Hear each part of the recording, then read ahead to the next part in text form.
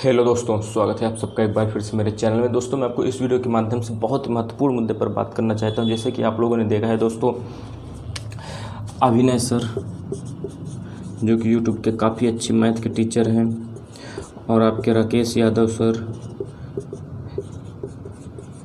इनको तो आप जानते ही होंगे, और साथ में आपके गगन प्रताप सर, और इसी तरह दोस्तों आपको जो स्टडी आईक्यू वाले हैं, ठीक, और विभिन्न ऐसे पढ़ाने वाले चैनल। ये मैंने केवल बड़े बड़े नाम बताए हैं दोस्तों आपको। इसके अलावा भी बहुत सारे टीचर हैं यूट्यूब जगत में, जो जितने भी टीचर्स हैं वो सब लगातार इस पर आवाज़ उठा रहे हैं दोस्तों। जैसे कि आपको पता है, कल के दिन मोदी जी मन की बात कर रहे थे, लेकिन देखिए हम लोगों को समझना होगा, यदि हम अपने हक के लिए दोस्तों अभी नहीं लड़े तो हम लोग कभी नहीं लड़ पाएंगे। ये चीज़ नोट कर लीजिएगा। इसलिए आप सबको, हम सबको एक साथ खड़ा होना पड़ेगा अपने हक के लिए।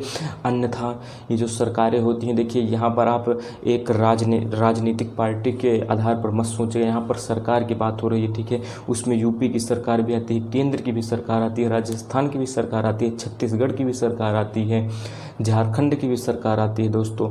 ये सब सरकारों के लिए हम सब बच्चों की तरफ से निवेदन है, ठीक है।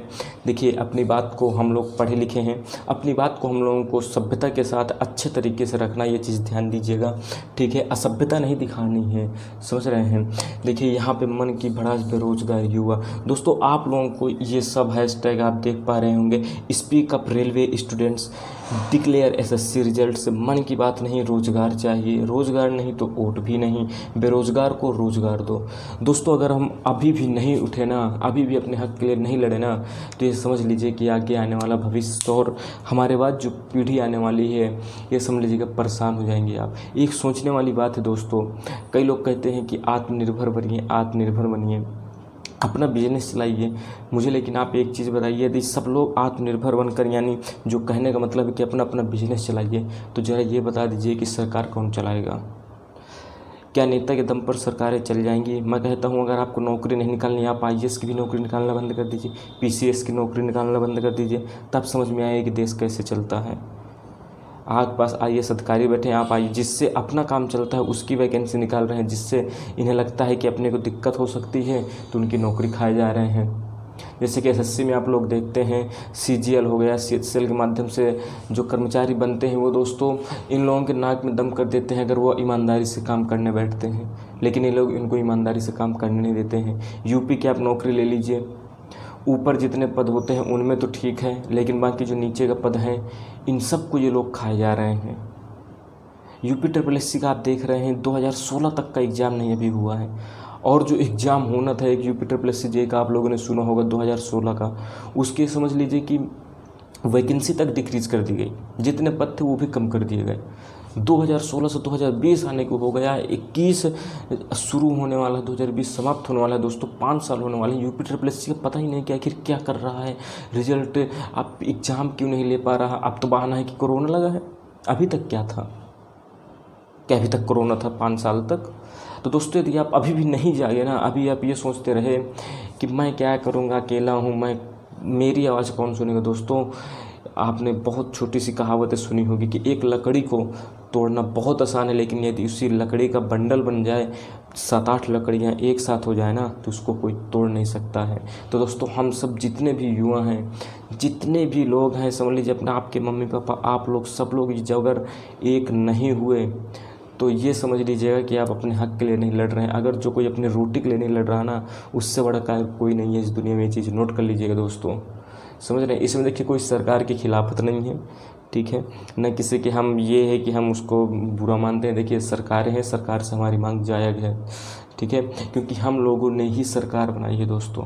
ये आप क्यों भूल जाते हैं? आपको लगता है कि सरकार वहाँ बैठी हमारी बात क्यों सुनेगी? बिल्कुल सुनेगी, जब हमारे ऊपर आवाज़ होगी, हमारे अंदर जब आवाज़ हमारी इतनी तेज़ होगी, आवाज़ पूरे सोशल मीडिया पर, कि उनको हमारी आवाज़ सुननी पड़ेगी।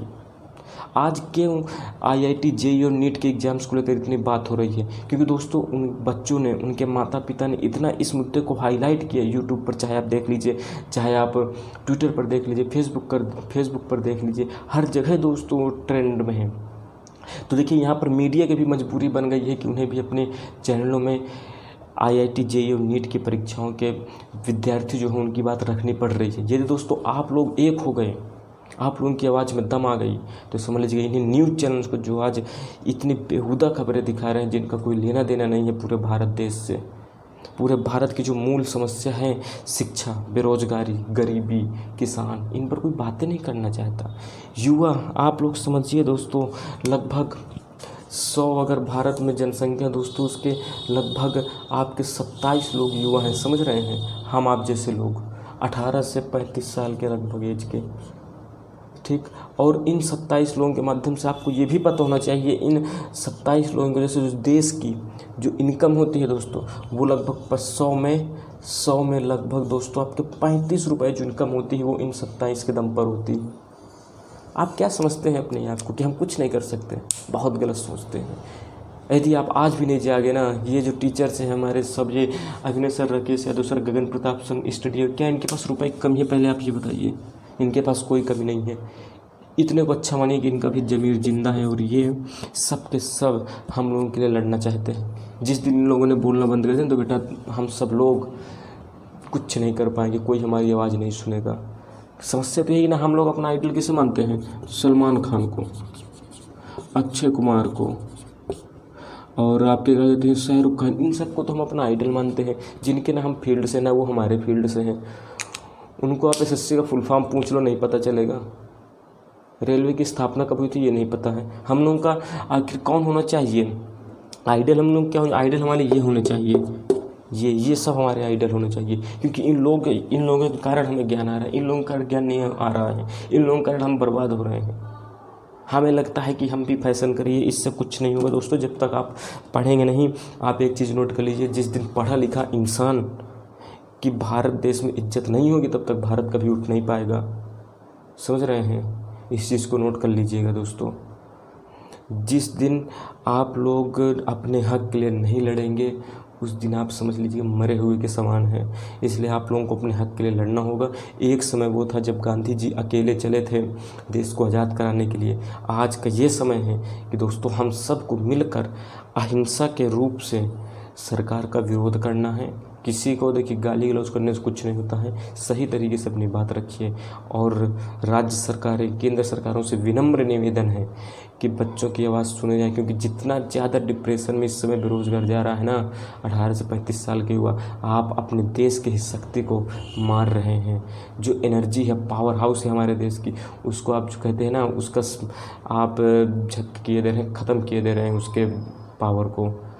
इसलिए दोस्तों आप सबसे निवेदन है कि आप सब इन हैशटैग के साथ जुड़िए और ज़्यादा से ज़्यादा वीडियो को शेयर करिए दोस्तों।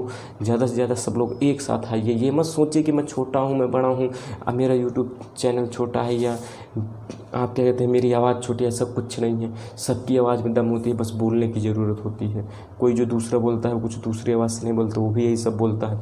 बस डिपेंड करता है हम उसे आगे ले जाना चाहते हैं कि नहीं। चलिए दोस्तों, मिलते हैं अगली वीडियो में। आप सबसे उम्मीद है कि इस वीडियो को ज़्यादा से ज़्यादा आगे अपने दोस्तों तक फैलाएंगे और इस हैशटैग का ज़रूर प्रयोग करेंगे। आप हो ट्विटर हो, फेसबुक हो, व्हाट्सअप हो, इंस्टा हो या आपका यूट्यूब हो, हर जगह वीडियो को फैलाएं और इन हैशटैग का ज़रूर प्रयोग करें। चलिए दोस्तों, मिलते हैं अगली वीडियो में। धन्यवाद। जय हिंद।